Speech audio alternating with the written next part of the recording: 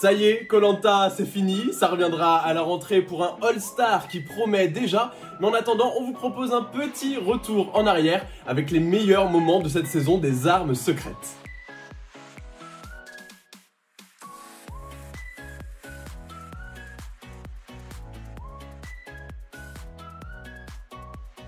Dans Koh-Lanta, les premiers jours sont primordiaux, c'est comme à la rentrée des classes où tout le monde se regarde un peu pour se juger.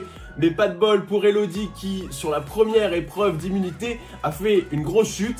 Tout est bien, qui finit bien, mais par contre, il faut se l'avouer, hein, on va se souvenir d'elle que pour ça. Ça va ? Cette saison, on a eu le droit à quelques fortes têtes, mais notre préféré, ça restera Aurélien à tout jamais, éliminé bien trop tôt.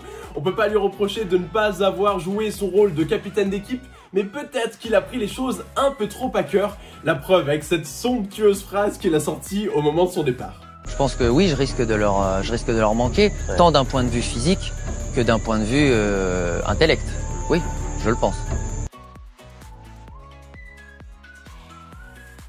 Si la trahison avait un visage cette année, ce serait celui d'un duo formé par Laure et Maxine. Dans le 4e épisode, Candice leur a confié qu'elle détenait un collier d'immunité et les deux rouges ont réussi à gagner sa confiance pour mieux l'éliminer derrière. Et tout ça avec un câlin bien hypocrite, c'est moche. Ça fait vraiment du bien de se sentir apaisé et de se dire ah non en fait on n'est pas tout seul. On n'a pas trop aimé ce moment, voire pas du tout, mais on est obligé de parler du coup stratégique de la saison, le bracelet noir de Lucie, avec son arme secrète la plus puissante qu'on ait jamais vue. La candidate a dépossédé Vincent et Laetitia de leur collier d'immunité. Après ça, l'aventure n'a plus été la même. Denis, Ouais. j'ai également une arme secrète.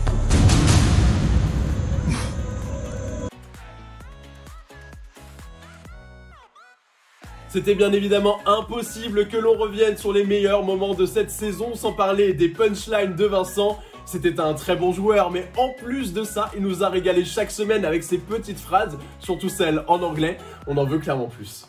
Changement de personnalité. What's happening right now, bitch? C'est un truc de dingue. J'attends mon tour. I'm here, girl.